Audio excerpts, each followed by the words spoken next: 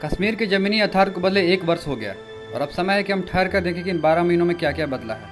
कुछ बदला भी है या सब कुछ वैसे ही चल रहा है जैसे राज्य से केंद्र शासित प्रदेश बनने के पहले था।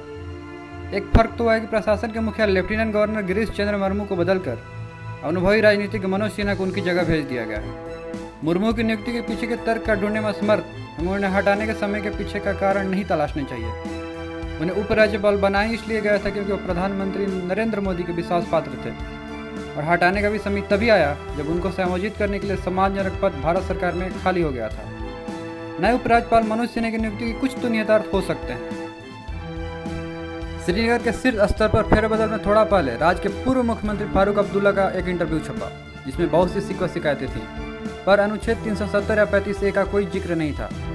एक महत्वपूर्ण मांग थी कि जम्मू कश्मीर को पूर्ण राज्य का दर्जा वापस कर दिया जाए। इसमें तो सरकार को कोई खासी दिक्कत नहीं होनी चाहिए। गृह मंत्री अमित शाह पहले ही कह चुके हैं कि उचित समय पर पूर्ण राज्य का दर्जा लौटा दिया जाएगा। तो क्या वो समय आ गया है? नेशनल कॉन्फ्रेंस आज भी घाटी में एक मजबूत उपस्थिति रखती है और अगर अनुच्छेद 370 पर लचीला रुख अपना ले तो दिल्ली की मुंह मांगी मुराद मिल जाएगी। बहरहाल देखना है कि मनोज सिन्हा इसी मिशन में भेजे गए हैं और यदि हाँ तो वह किस हद तक सफल होते हैं। पिछले 1 वर्ष में कश्मीर में कुछ ऐसा हुआ जिसकी उम्मीद कम लोगों को थी। 5 अगस्त 2019 को बड़े परिवर्तन के फौरन बाद संयुक्त राष्ट्र की महासभा को संबोधित करते हुए प्रधानमंत्री इमरान खान ने भावुकतापूर्ण भाषण में यह भविष्यवाणी की थी कि कर्फ्यू हटते ही कश्मीरी नौजवान खुदकुश हमलावरों में तब्दील हो जाएंगे और भारत को उन्हें संभालना मुश्किल होगा। उनकी अच्छित गलत साबित हुई।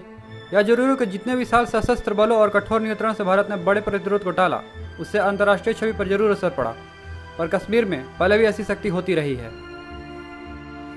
इस बार जो खास हुआ वह यह कि प्रतिरोध की धार कुंद थी। लोगों ने शुरू में तो घरों से बाहर निकल विरोध करने की कोशिश की, पर धीरे धीरे उनका जोश ठंडा पड़ने लगा।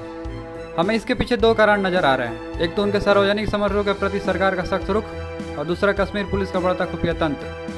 पिछले वर्षों में सक्रिय आतंकियों के खिलाफ सुरक्षा एजेंसियां सख्ती तो दिखाती थी, मगर उनके सार्वजनिक समर्थकों के खिलाफ फर्ज अदायगी के लिए कुछ दिनों तक घर में नजरबंद करने के अलावा शायद ही कोई प्रभावी कार्रवाई की जाती थी। इस बार हुर्रियत और दूसरे भारत विरोधी संगठनों से जुड़े लोगों के खिलाफ कठोर कार्रवाई की गई है। इस 1 साल में सबसे निर्णायक रहा जम्मू कश्मीर पुलिस का प्रदर्शन। पूरी दुनिया का अनुभव बताया कि नागरिक विद्रोह से निपटने में सबसे प्रभावी भूमिका समुदाय के भीतर से आए लड़ाके निभाते हैं। इसमें उन तक सीधी पहुंच वाली स्थानीय पुलिस का निर्णायक रोल होता है। भारत में भी इसका अनुभव पंजाब में 1980 और 1990 के दशकों में किया जा चुका है। KPS गिल के नेतृत्व में पंजाब पुलिस द्वारा लड़कर ही खालिस्तानी आतंकवादियों को निर्णायक रूप से हराया जा सका।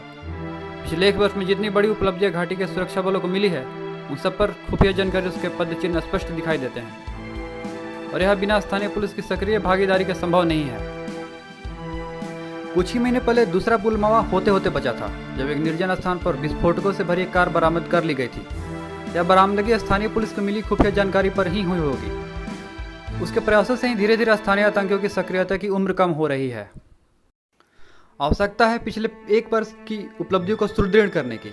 इसके लिए सबसे जरूरी है जनता के लोकतांत्रिक अधिकारों को बहाली हो। हर कश्मीरी नौजवान आतंकियों का समर्थक नहीं है। उन्हें शिक्षा, रोजगार जैसे बुनियादी अधिकार चाहिए ही चाहिए।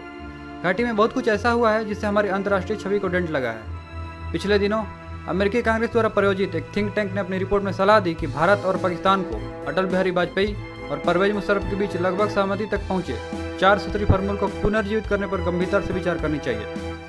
इस थिंक टैंक ने अभी मानने से इनकार किया कि कश्मीर सिर्फ भारत का आंतरिक मामला है। इस साल होने वाले राष्ट्रपति चुनाव के विजय के प्रबल दावेदार जो बाइडेन ने अभी लगभग यही लाइन ली है। एक आर्थिक महाशक्ति होने के कारण हम कई इस्लामी मुल्कों समेत दुनिया के बड़े हिस्से को इस मामले में कुछ दिनों तक दूर तो रख सकते हैं, पर कभी न कभी बातचीत के लिए हमें मेज पर बैठना ही होगा।